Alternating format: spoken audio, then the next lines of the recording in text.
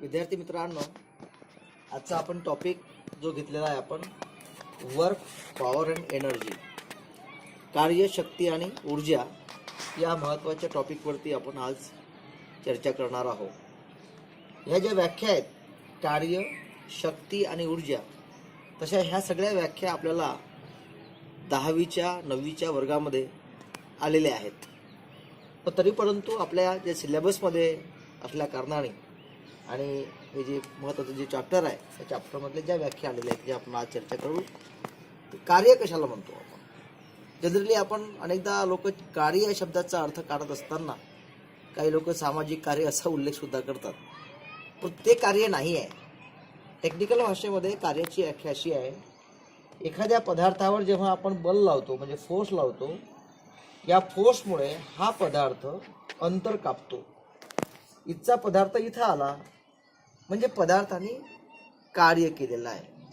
म्हणजे कार्य होण्यासाठी कोणत्या गोष्टीची गरज आहे? तर कार्य होण्यासाठी पदार्थावर फोर्स लावणे आणि पदार्थाने अंतर कापणे.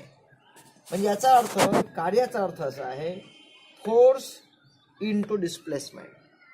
पदार्थावर लावलेले बल आणि त्या बलामुळे कापलेले पदार्थाने अंतर, या दोघांचा जो गुणाकार आहे त्याला आपण वर्क म्हणजे कार्य असं म्हणतो.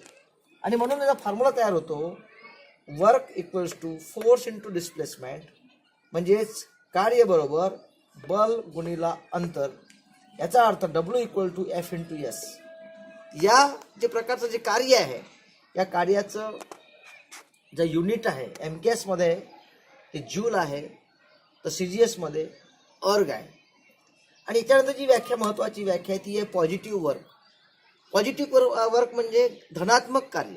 धनात्मक कार्याचा अर्थ असा होतो, जर या बलावरती आपण या बाजूने या पदार्थावरती आपण हा फोर्स लावला, या फोर्समुळे पदार्थ जर पुढे जात असेल, स्ट्रेट लाईनमध्ये जात असेल, लावलेल्या बलामुळे, लावलेल्या बलाच्या दिशेमुळे पदार्थाचं विस्थापन त्याच दिशेने होत असेल, त्याला आपण म्हणतो पॉझिटिव्ह वर्क.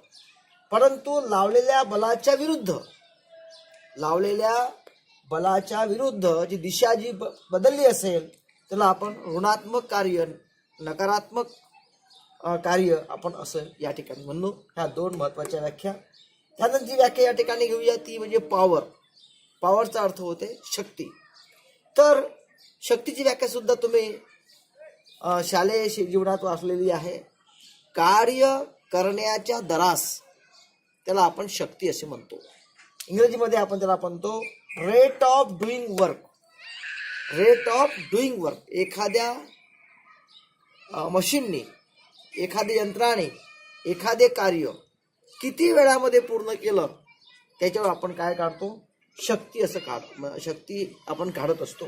आणि म्हणून शक्तीची व्याख्या पाहत असताना झालेले कार्य, लागलेला वेळ, ते कुठले कार्य होत असताना वेळ खर्च होत असतो. आणि म्हणून work divide by time equals to power. Means work म्हणजेच काय, आपण पूर्वीच पाहिलं होतं, वर्क म्हणजे फोर्स इंटू डिस्प्लेसमेंट, पण वर्क इक्वल्स टू काय, F इंटू S आणि डिवाइड बाय टाइम.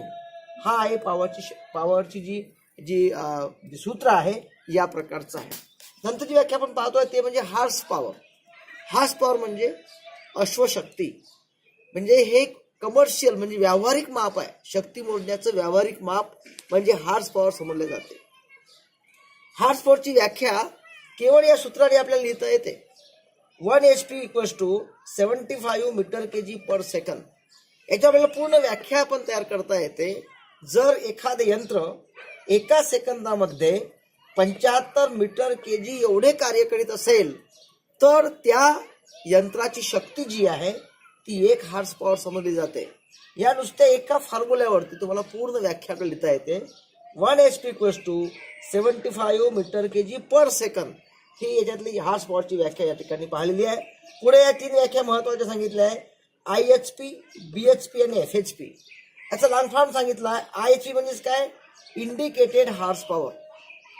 यंत्राने काम करण्यासाठी यंत्राला शक्ती जी आपण पुरवतो त्याला आपण म्हणतो IHP. थोडक्यामध्ये इनपुट ऑफ मशीन. यंत्राने काम करावं याकरता शक्ती आपण जी पुरवतो तिला आपण इंडिकेटेड हार्स पॉवर असे म्हणतो. परंतु आणि यंत्राने जे प्रत्यक्ष काम केलेलं आहे, यंत्राने प्रत्यक्ष केलेले जे कार्य आहे त्यावरून काढलेल्या शक्तीला आपण ब्रेक हॉर्स पॉवर असे म्हणतो. थोडक्यामध्ये that is the output of machine. आणि थर्ड जे आहे फ्रिक्शनल हॉर्स पॉवर, म्हणजे घर्षणात खर्च होणारी शक्ती. म्हणजे कुठलंही यंत्र जर आपण पाहिलं तर त्याच्यामध्ये घर्षण होत असते आणि त्या घर्षणामध्ये काही शक्ती काही प्रमाणात खर्च होत असते. तर ही जी शक्ती आहे ती शक्ती जे खर्च होते घर्षणात, या घर्षणात खर्च होणाऱ्या शक्तीला आपण फ्रिक्शनल हॉर्स पॉवर असे म्हणतो. आणि आपण याच IHP आणि BHP वरून आपल्याला पर्सेंटेज इफिशियन्सी ऑफ मशीन, यंत्राची यांत्रिक कार्यक्षमता आपल्याला काढता येते. Output divide by input into 100 या प्रकारे आपल्याला यंत्राचं